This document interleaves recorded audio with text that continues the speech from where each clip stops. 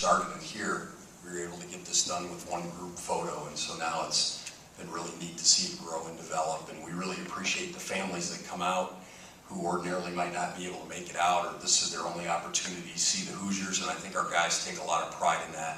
And we talk about that this may be the only time they get to see you live, so go out there and play well, play hard, and as you can see, there were some really good things, and there are some things that we've got to continue to build and develop before we get to Tuesday.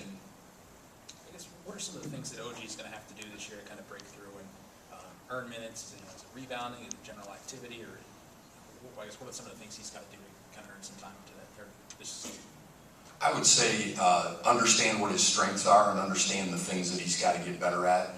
He's a guy that will eventually develop and play out on the perimeter, and he can do that at times now, but then he can also really post up and be strong inside, and he's big and physical, so he may have to guard those kind of matchups. And what Coach always does a really good job of, and it's why some of our guys have expanded their games, is we run a pro-style offense, and he always plays to your strengths, and in practice we always attack your weaknesses. So I think that and the speed of the game is all freshmen have to get used to, is the speed.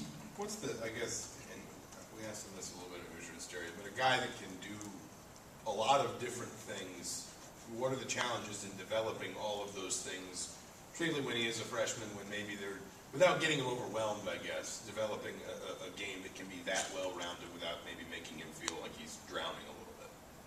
Well, I think you have to get in these situations in front of a crowd where it's a little bit different. In practice, you can stop it, you can go over things, but in the game you can't. Or in these situations you don't. So you try to get through things in timeouts. You see how guys listen, how they understand. Maybe you have to tell them again when the huddle breaks, because they all have different ways to learn. But I also think that practice is a time for developing your game, but the games aren't a time for experimenting. And they have to have a pretty good handle on that before we take the court. And I think they usually do through film sessions and film study of practice and things like that. Coach Green talked a few weeks ago about James being kind of set back with the injury shooting-wise. How close is he to his shot being where you want it to be again? I think he's getting there. I think he shot it pretty well today, if I'm not mistaken. I think when the fatigue set in, that was when he missed. But he's fighting through that. And I think that he's done a terrific job of bouncing back, both mentally and physically, from his injury. And he's also playing more at the point where he's initiating offense, and he's getting used to guys getting into him and being physical with him. So continuing to learn how to change his speeds to get guys off of him and then exploding and going by them when he can. But he's always had a really nice stroke that hasn't changed much. But I would say probably like getting more comfortable with the rhythm of the game and the rhythm of his shot and in the speed of the game in these scrimmage situations.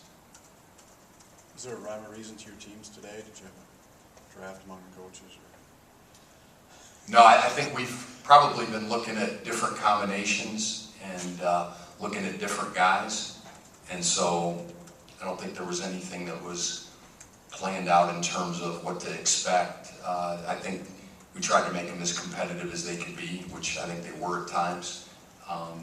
And also saw guys play a little bit better and differently than maybe they had in practice, and some other guys who didn't play quite as well, but have played well in practice. Who are the guys who maybe played better than they have in practice?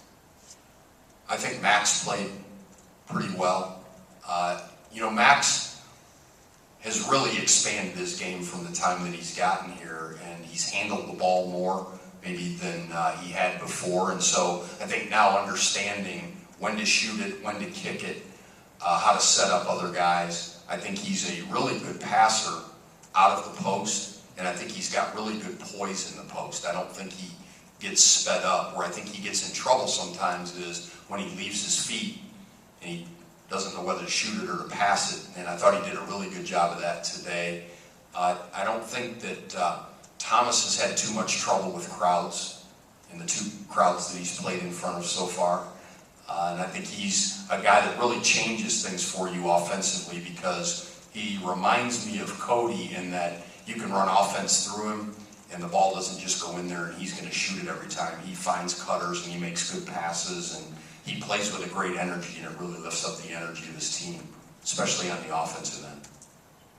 And on the defensive end, it seemed like guys were pressing a little bit more and then pressuring the ball a little bit more. What did you like that you saw out of that, and how much better can they still get? Well, I think there's a difference between pressuring and gambling or reaching. So we want to be able to use our athleticism and our length, but we don't want to get out of position because we're trying to get the ball or steal the ball. And I think we've got to continue to do a good job of keeping our chest in front, keeping those ball handlers or drivers outside the elbows and not letting them get into the paint where they draw a crowd and then they make kicks to the shooters. But that's stuff that we've continued to build and develop, and we're going to have some breakdowns. But what you like to see when we have the breakdowns are when the guys cover for each other. And we're starting to do a much better job of that, where sometimes you just have to scramble when you have that breakdown, and our guys are understanding those rotations a lot better. And how much more important do guys who are really vocal on defense become when you're having to scramble like that? It's really big because you don't want two guys to run at the ball.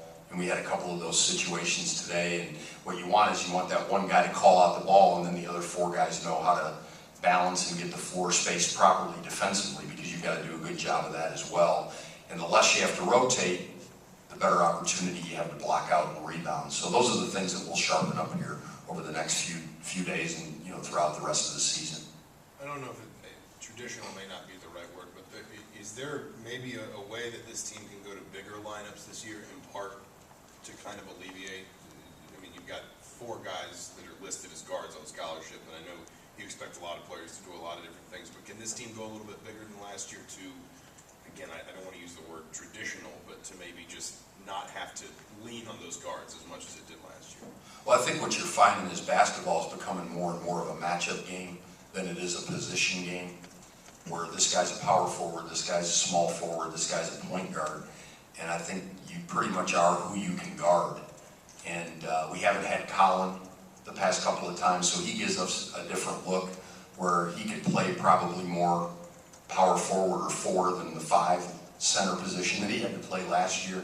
I think you could see Max and Thomas in at the same time along with Colin, depending on what those matchups are, which make us maybe bigger and longer. And I think we've got a lot of opportunities to be a pretty versatile team to either force people to match up with us or us having the ability to match up with other people. Speaking of Colin, any idea when he's likely back? Not at all. I mean, he's been able to do some things, and he's been doing a great job of staying engaged. And, Coach has always been this way from the first year I was with him back in 1999. Whenever a guy's out, he has to be just as involved as everybody else. And I think sometimes when you coach other guys, you get better at it yourself because you're teaching people how to do something. And Colin does a really good job with that. He's been staying on top of his conditioning and his shooting and all the things that he's able to do. But when they tell us he's ready to go, then he'll be ready to go. I know he's chomping at the bit. Anything else for Coach Buck? Thank you. All right. If you have